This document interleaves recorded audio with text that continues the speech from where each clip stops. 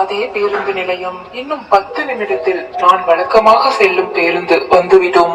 2 வருடமாக இதே இடத்தில் அவளை ஓரக்கண்ணால் பார்த்தபடி இருக்கிறேன்.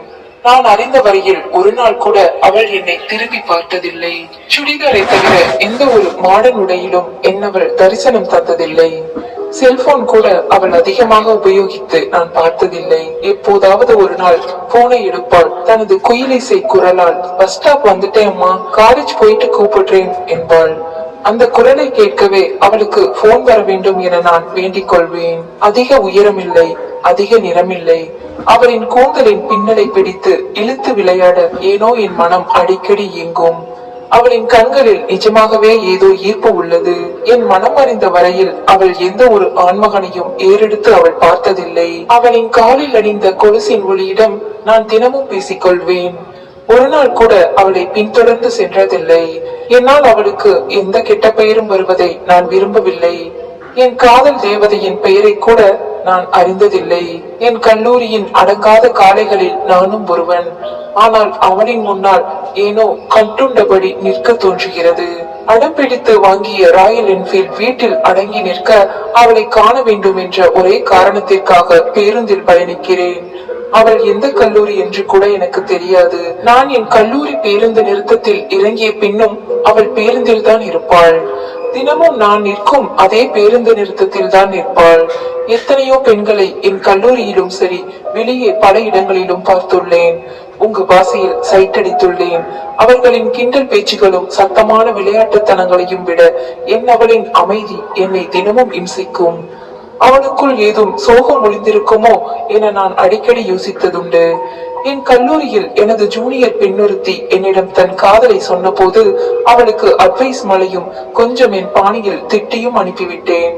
இன்று அவளிடம் எப்படியாவது பேசிவிட வேண்டும் என்று எனக்குள் முடிவெடுத்து காத்து கொண்டிருக்கிறேன். அவளை பார்த்த முதல் நாள் உண்மையாகவே எனக்கு நினைவில்லை. ஆனால் அவள் கண்களை பார்த்த நாளை மறக்க முடியாது. ஆம், லேசாக கலங்கிய சிவந்த விழிகளைத்தான் முதலில் நான் கண்டேன். சிகரெட் பற்ற வைக்க என் வீட்டிலிருந்து 10 நிமிட நடைபயண தூரத்தில் இருக்கும் பேருந்து நிறுத்தத்தில் வண்டியை நிறுத்திய போது லேசான சினுங்கல் சத்தம். அருகில் அவள்தான். அவளின் உடையின் நிறம் உண்மையாகவே எனக்கு நினைவில்லை. கலங்கிய அவளின் விழிகள் மட்டுமே என்னை அவளிடம் சரணடைய செய்தது. இதற்கு முன்பும் அந்த வழியில் செல்லும் போது அவளை பார்த்துள்ளேன். ஆனால் அந்த விழிகளின் கண்ணீர் என்னை அந்த இடத்தை விட்டு இன்று வரை நகர விடவே இல்லை. அன்று முதல் தினமும் அங்கேதான் இருக்கிறேன். அவளை பற்றி என் நண்பர்கள் யாரிடமும் பகிர்ந்ததில்லை. ஒருவேளை அவர்களிடம் நான் என் காதல் தேவதையை பற்றி கூறியிருந்தால் நான் தனியாக அவளை ரசிக்க முடியுமா என்ன? அது மட்டும் இல்லாமல் அவள் வீட்டு முகவரி, போன் நம்பர், அவளின் மொத்த குடும்பம் பற்றியும் எனக்கு இப்போது தெரிந்திருக்கும். அவளை பற்றி எதுவுமே தெரியாததாலோ என்னவோ அவளின் மீது தினமும் எனது ஆர்வம் அதிகரித்து அவளை பற்றி மேலும் மேலும் சிந்திக்க தோன்றுகிறது. என் படிப்பும் முடிந்தது. வாக்கிங் என்ற பெயரில் இப்போதெல்லாம் மீண்டும் அந்த பக்கம் உலா வருவேன். என் வீட்டில் கொஞ்சம் வசதிதான். தந்தையின் தொழில்களை தொடர்ந்து செய்ய வீட்டில் உத்தரவு வேறு. இதோ இன்று அவளின் பெயரையாவது கேட்டுவிட வேண்டும் என்று தவம் இருக்கிறேன். இளவர்ண மஞ்சள் நிற பட்டு புடவையில் தலை நிறைய மல்லிகை பூ வைத்து அந்த அழகிய கழுத்தில் நீளமாக ஆரம் ஒன்று அணிந்து கைகளில் கண்ணாடி வளையல்கள், மெகந்தி சிவந்த கைகள், நெற்றியில் அழகிய பொட்டு அவளின் முகத்திற்கு ஏற்றாற்போல் என்னை நோக்கி வருவது போல்தான் எனக்கு ஒரு மாயை. ஆனால் அவளின் கையில் இன்று எந்த ஒரு புத்தகங்களும் இல்லை. என்னை ஈர்த்த அவளின் காந்த வெளிகள் மட்டும் இன்று கலையிலிருந்து இருந்ததை பார்த்தாலே தெரிந்தது. நான் மயங்கி விழுந்த அதே கலங்கிய மான்விழிகள். மையிட்டதால் ஒருவேளை அவளின் கண்கள் கலங்கி இருக்கும் போல. அவள் இன்று என்னை பார்த்து கொண்டேதான் என் அருகில் வருகிறாள் என்பதை என்னால் உணர முடிந்தது.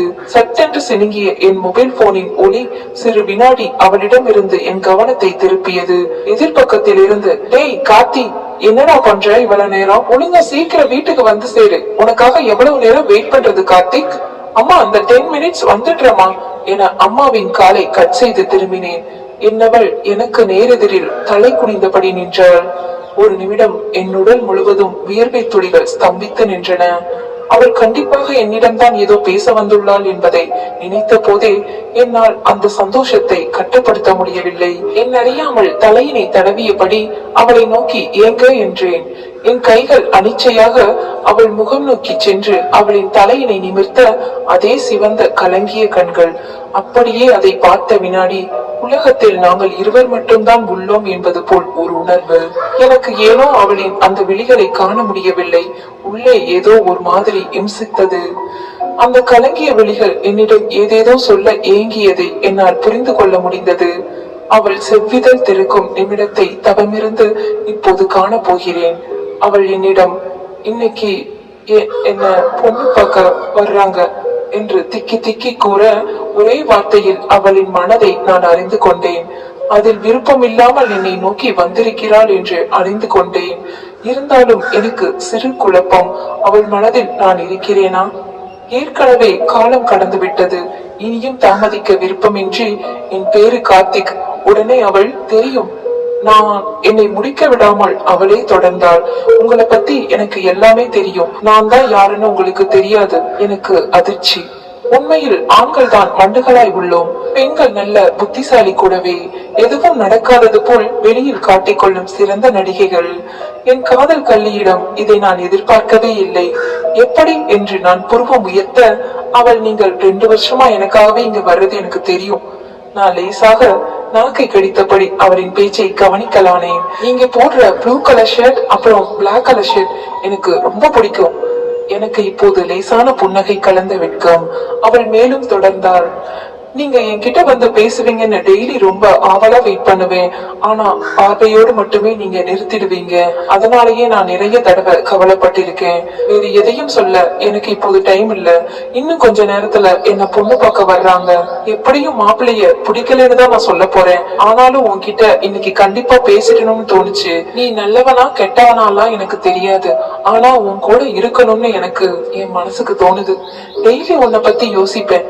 உன்னை ஒரு நாள் இந்த பஸ் ஸ்டாப்ல பாக்கலனா கூட எனக்கு ஏதோ மூட் அவுட் ஆயிடும். உன் காலேஜ் வரைக்கும் நான் ஒரு நாள் ஃபாலோ பண்ணிட்டு வந்தேன். பட் பேச தைரியம் இல்ல.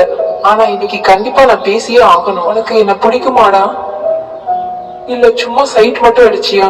உனக்காக நான் ஏங்கி தவிச்ச மாதிரி உனக்கு எதுவும் தோணி இருக்கா? என்ன மிஸ் பண்ணிருக்கியா?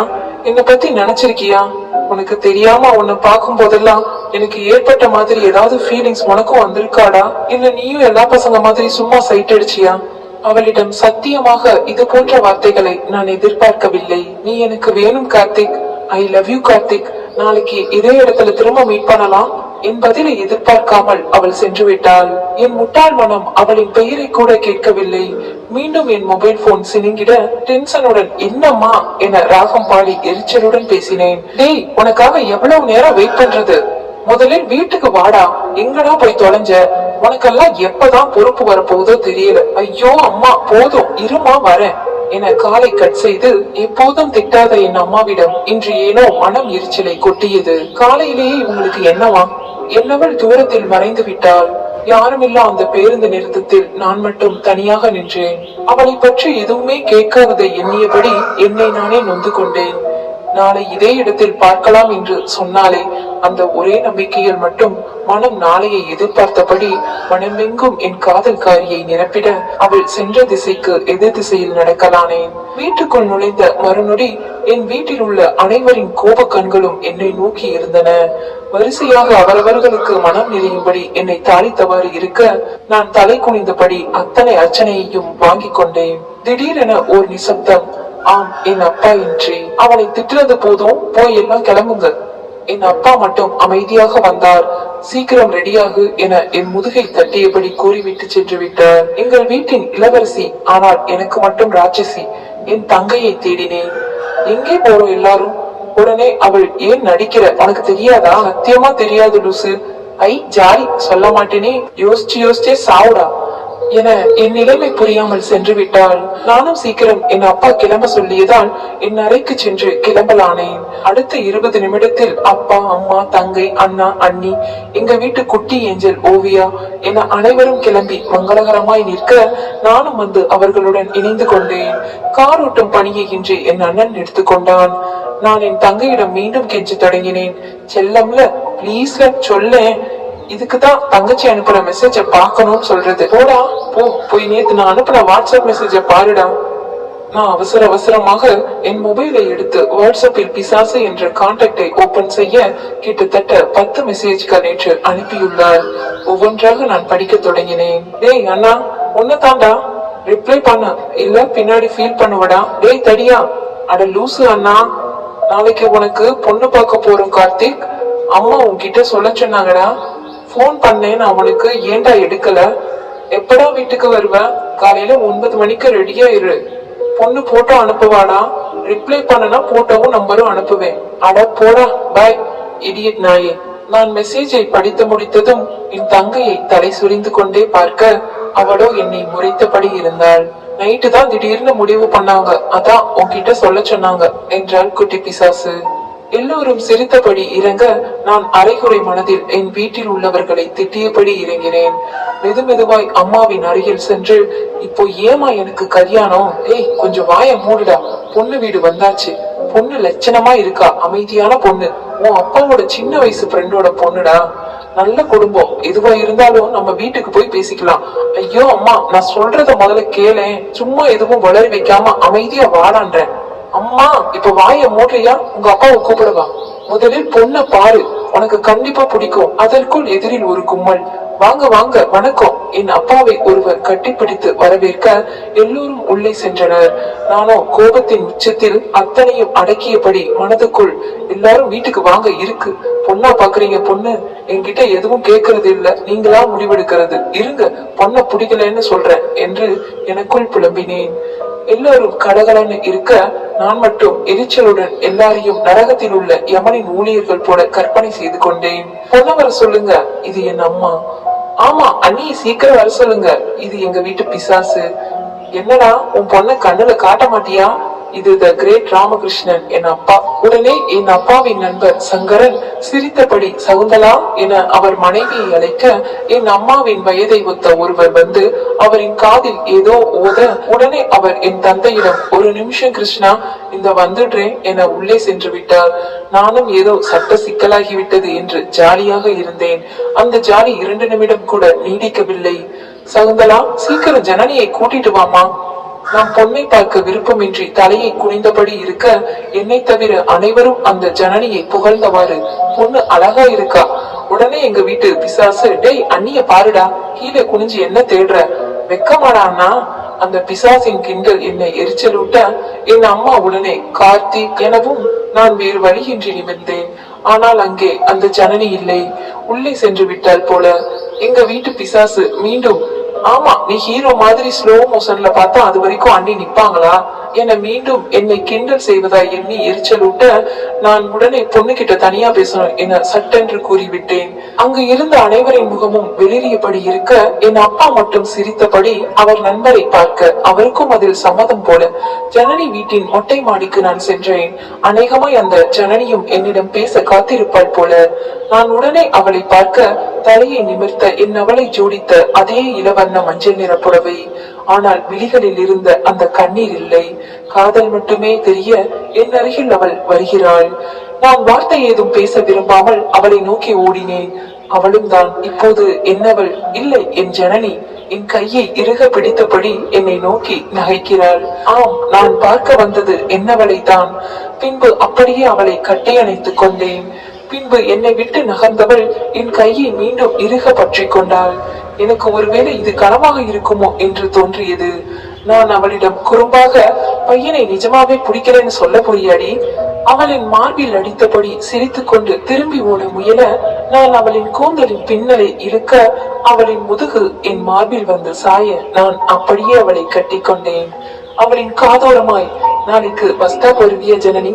ஐயா மாட்டப்பா, நான் வீட்டில் பார்த்த மாப்பிளையை தான் கட்டிப்பேன், நீ என்ன மறந்துடு என்றாள் நக்கலாக.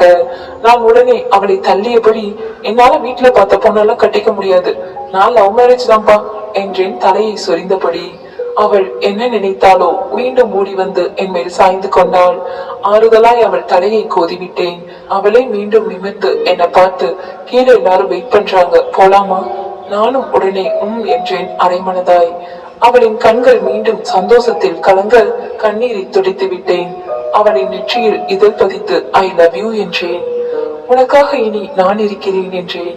அவள் புன்னகைத்து, எட்டாத என் தலையை நோக்கி கை உயர்த்த நான் குனிந்து கொண்டேன். என் தலையினில் இப்போது வலிக்கும்படி நன்றாய் ஒரு கொட்டு கொட்டினாள். நான் தலையை தடவிக்கொண்டே சினுங்கியபடி ஏண்டி கொட்டின என்றேன்.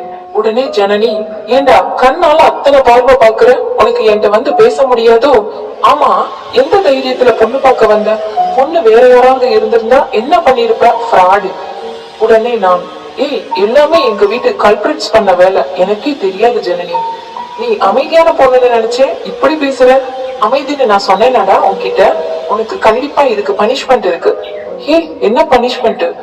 அவள் இரு கையையும் என்னை நோக்கி நீட்டி என்னை தூக்கு என்றிட நான் மனதிற்குள், இதாண்டி பனிஷ்மெண்ட், இது வரண்டி என கற்பனையுடன் அவளை தூக்க அந்த யமகிராதகி அமைதியா என்னை கொள்ளையிட்ட குறும்புக்காரி என் கன்னத்தை நன்றாக கடித்து விட்டாள். வலியை பொறுக்கவும் முடியவில்லை, அவளை இறக்கவும் முடியவில்லை, கத்தவும் முடியவில்லை. யாராவது மேலே வந்து எங்கள் அட்டூழியத்தை பார்த்தால் என்ன செய்வது? சிறிது நேரத்தில் கடித்த அந்த இடத்திலேயே முத்தமலையை பொழிந்தாள். அவளை கீழே இறக்கி கன்னத்தை தடவிக்கொண்டேன். அவள் எனக்கு மிக அருகில் வந்து வலி தாங்காமல் கீழே போட்டுருவன்னு நினைச்சேன்டா. ஆனா பரவாயில்ல, நிஜமாவே என் மேல உனக்கு பாசம் நிறையவே இருக்கு கார்த்திக். சாரிடா, வலிக்குதா? நான் உடனே சிரித்தபடி, இல்ல வலிக்கல, அப்படியே வலிச்சாலும் உன்னை எப்போதும் விட மாட்டேன்டி. சிறிது நேரம் எங்கள் வெளிகள் பேசிக் கொண்டன. இருவரும் சேர்ந்தே கீழே சென்றோம். ஜனனி என்னை பார்த்து சிரித்தபடியே படியில் இறங்கினாள். பொண்ண பிடிச்சிருக்கா? எங்க வீட்டு பிசாசு என் காதை கடிக்க நான் உடனே உன் அண்ணியை பிடிச்சிருக்கான்னு கேளு என்றேன். அவ்வளவுதான். இரு வீட்டாரின் சம்மதத்துடன் எங்கள் திருமணம் அடுத்த 2 மாதங்களில் அரங்கேறியது. இப்போதும் கூட ஏதாவது தப்பு செய்தால் தூக்க சொல்லி கண்ணம் கடித்து விளையாடுவாள். பின்பு வழக்கம் போல முத்தம் மருந்து. ஆனால் ஒரே ஒரு கவலைதான், என் திருமணத்திற்கு பிறகு அவளின் கலங்கிய விழியை இன்று வரை அவளிடம் நான் காணவே இல்லை.